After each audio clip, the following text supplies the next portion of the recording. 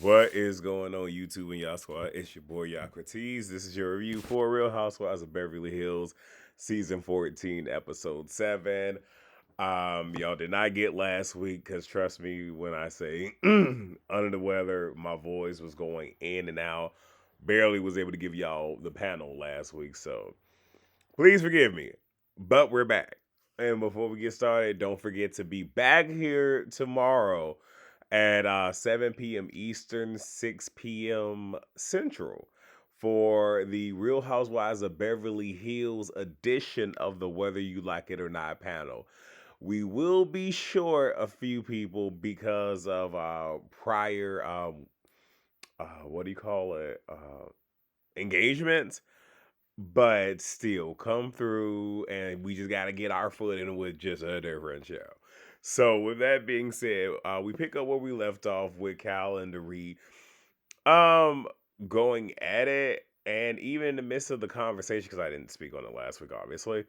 You can tell that Kyle wasn't being all the way forthcoming, and it seems that she was just trying to find the words to say. And things getting heated, things getting tense.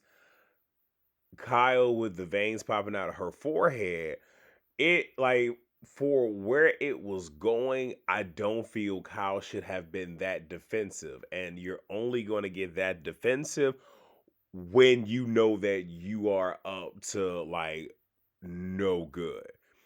And then both of them going back and forth, and Dorit lunging over the table, and the girl's like, "Okay, hold on, we doing too much, we doing too much, right?"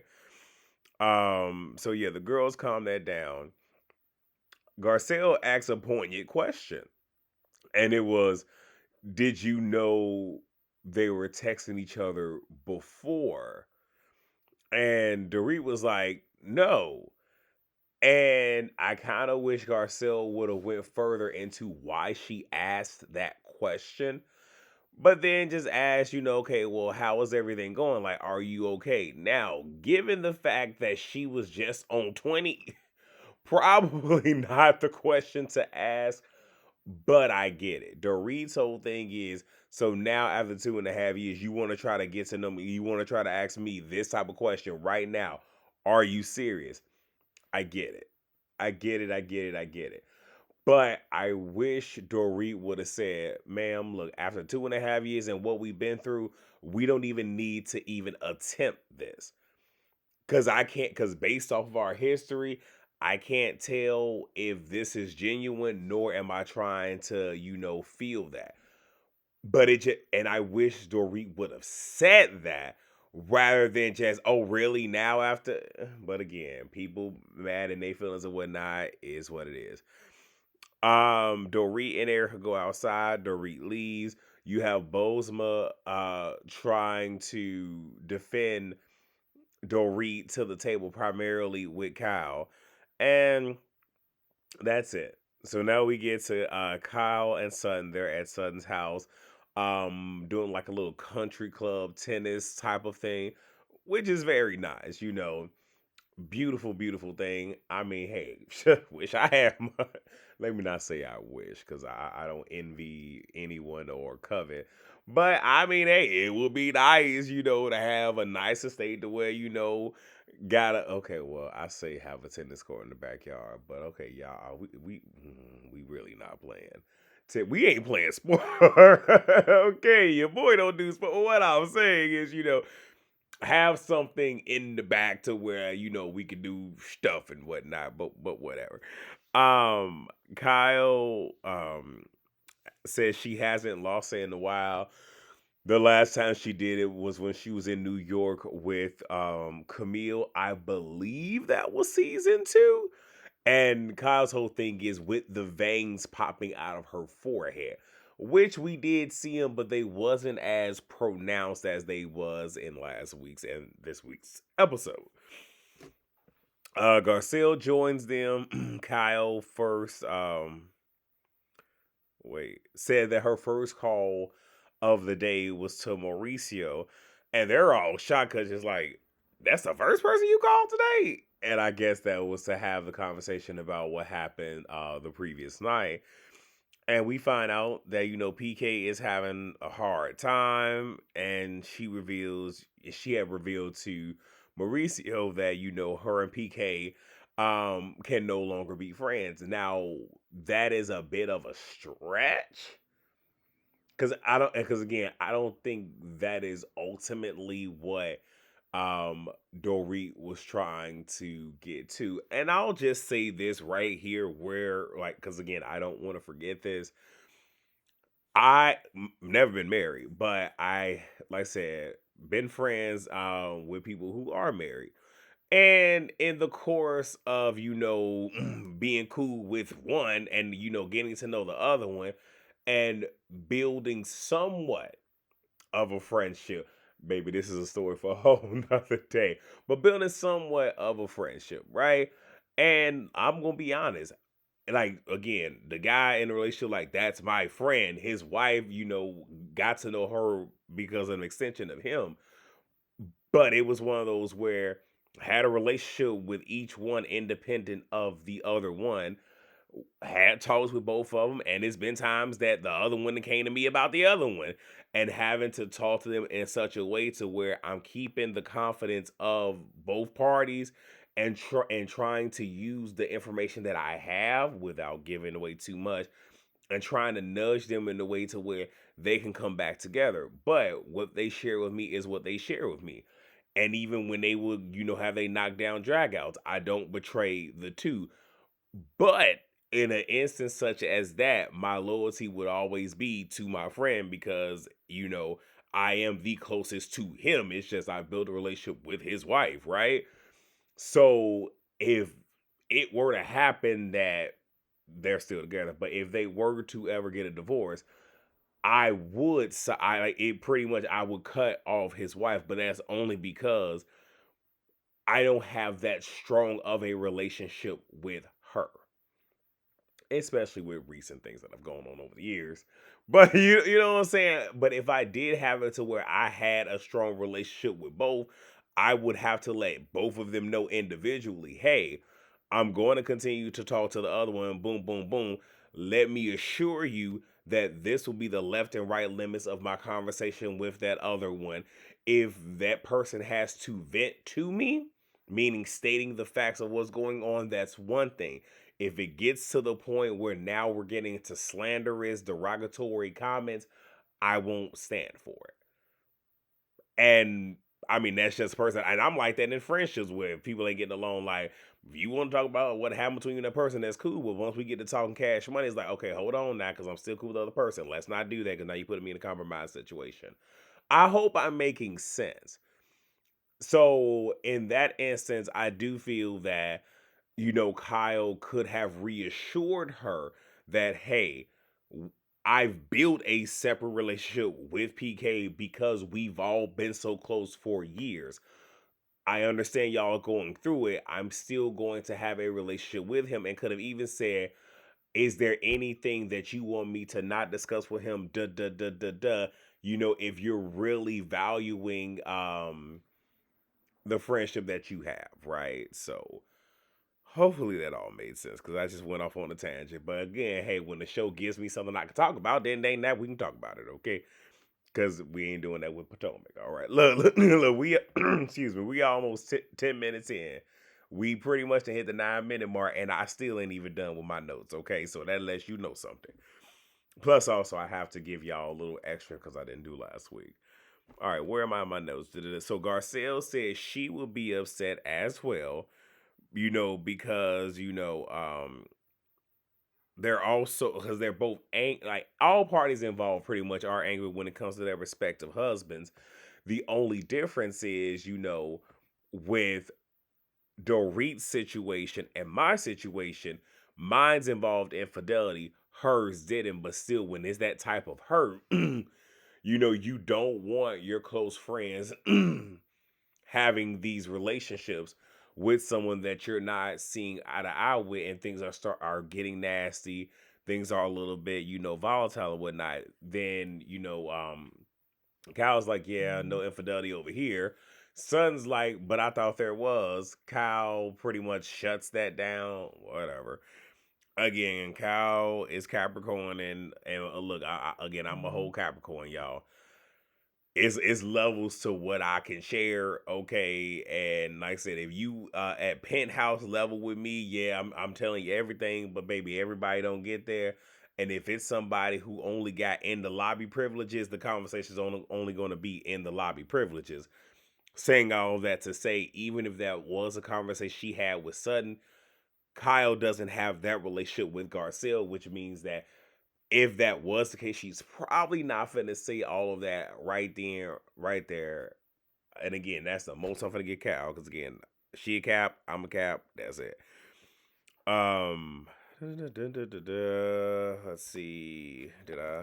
So then Kyle go ahead and circle back to the Reed because she didn't want to talk about her and says that well, she never had a problem with me texting him before, and I don't like that because people do change, things evolve, and the terms and conditions of y'all's friendships and their marriage has changed, and it's pretty much again very Capricornish, but wanting things a certain way. This how it's always been. So now you want to see and change things up.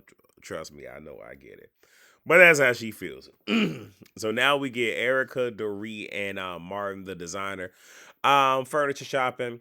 I didn't say this last week, but I'm not really giving that much to the Erica storyline because literally that's it. She's not giving us nothing else. She barely talked about Tom going to trial. And I say barely. We're not getting a whole lot there. Chances are the last event of the season, or probably maybe like the second to last, is going to be at her place, as a little party or whatever. Don't know, I don't really care. And also I didn't really care because nothing got purchased. We ain't see nothing get rung up and what the total was, so don't care. But Dorit says that she has been confiding a lot in Bose and Erica, and how I guess people are having issues with that, and Dorit wants Kyle to share more with her, wants her to divulge what um Kyle and PK are talking about, and be more trusting. I kind of get it. I do, and I'm not even gonna lie to you, though I don't have to. If I was in this situation and me valuing my friendship, I would literally just be like, "Here's my phone. Look at it. Read all the text messages." I mean, because it's one of those where it's like I ain't got nothing to hide. You know what I'm saying? But I also would have made sure that before we even got to this point, that my friend, my best friend, doesn't have to question my loyalty at all, right? So now we get Bose. She's having excuse me. I told y'all, look, I mean, I'm still like I got my voice back, but still dealing with the after effects. But she was having fibroid surgery. She said she had one that was the size of a grapefruit. Unfortunately, this is something that plagued a lot of African American, foundation of Black Americans, whatever you want to call it. It's something that affects and you know the women of our community, and it's a real thing, and you can see that with this season of Beverly Hills, they're somewhat speed racing us through a lot and just kind of giving us some of the back pieces, kind of like in flashbacks and whatnot, rather than just kind of like wasting up. I hate to say wasting a whole lot because this is something serious, but it's one of those, like people say, we've seen it on other shows, but again, you have her telling her story, right? Cool. Keely, her boyfriend, is there to help. She's 47, and she wants to be able to carry another child if she so chooses. That's her body. That's her decision. Ain't my business.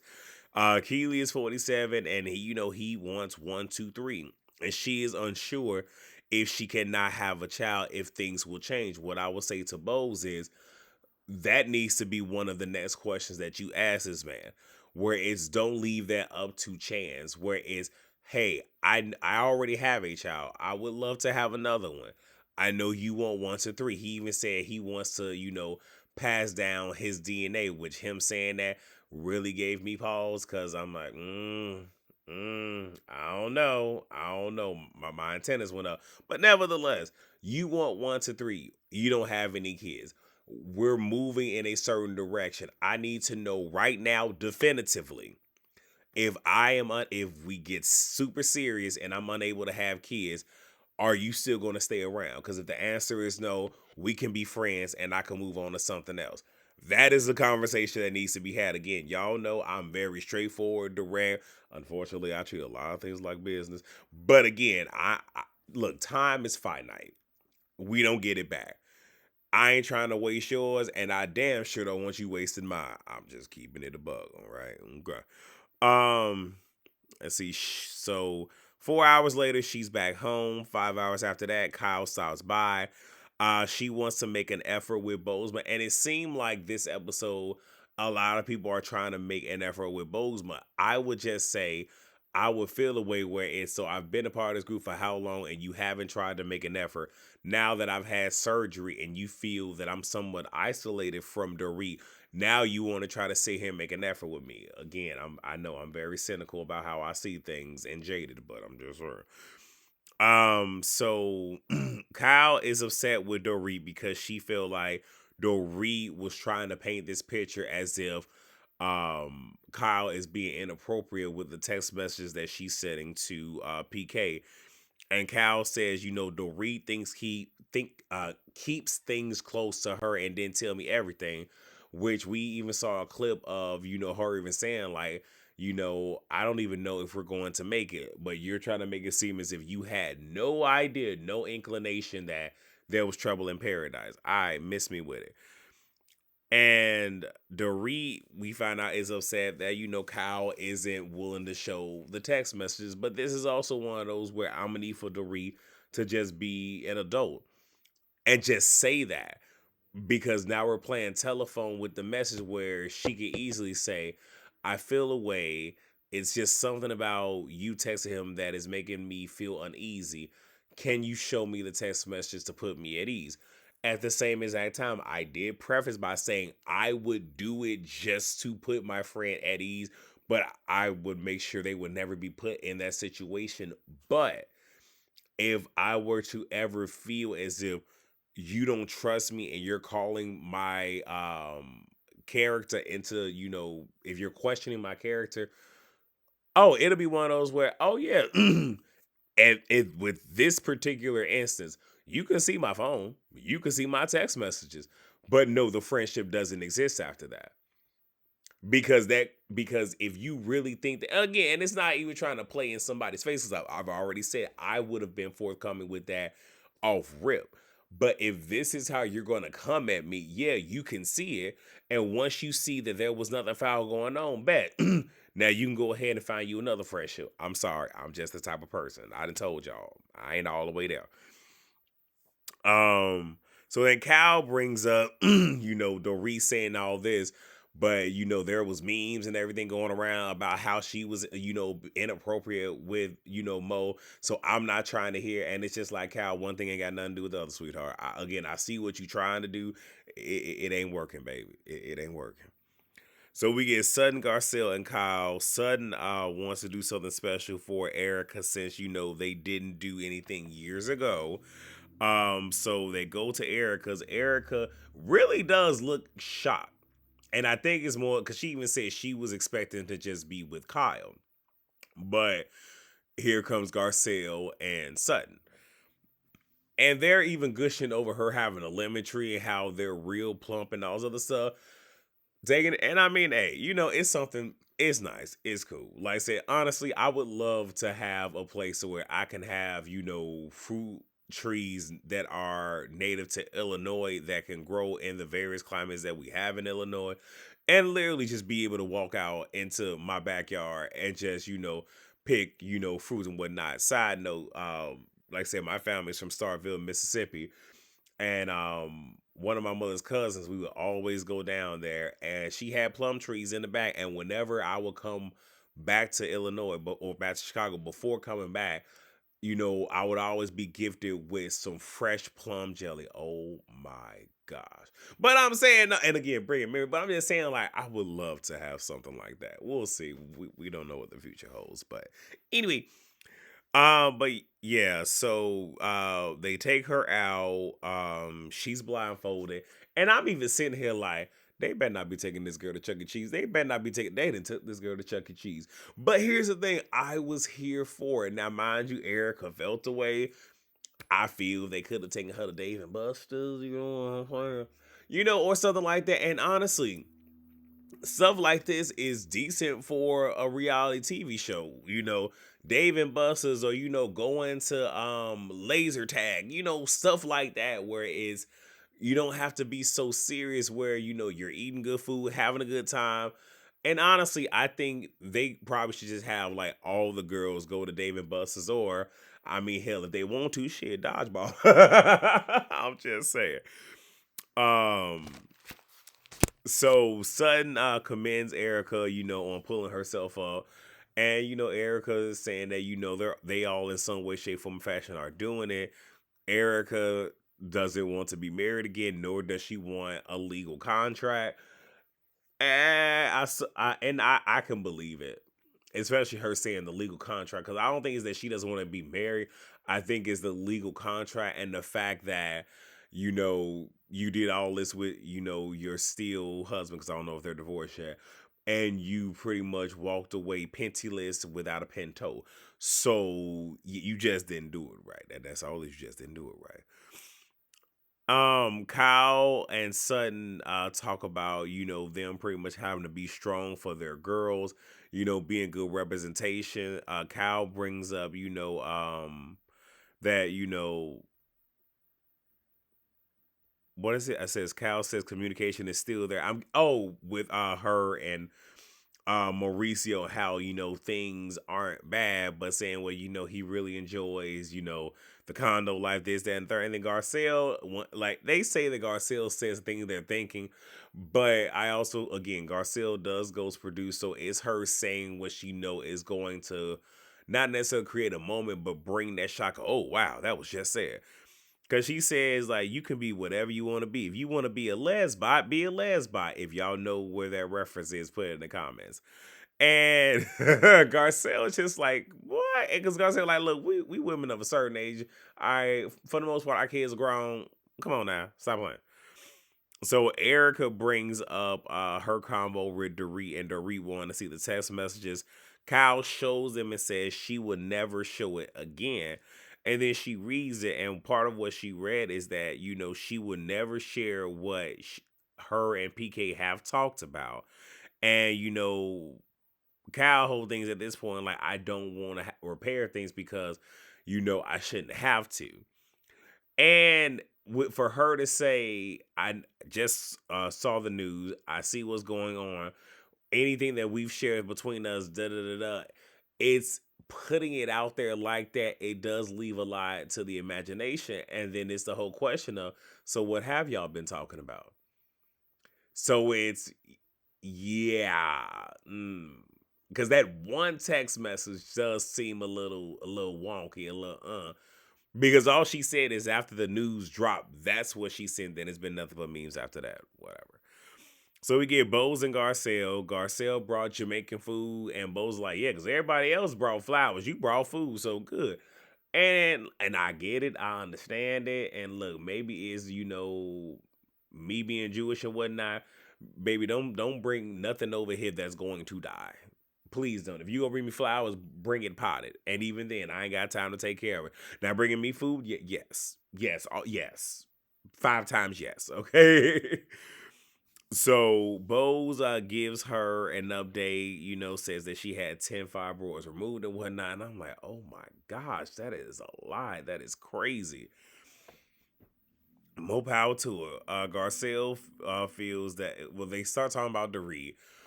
Because, Garcelle is just like, like you're just implanted up her butts, her V word. And you even had her assistant just froze, just like, wait, what the, what? But she's like, when it comes to the Reed, it's like we take 2 steps forward and three back, and the Reed just talks so much.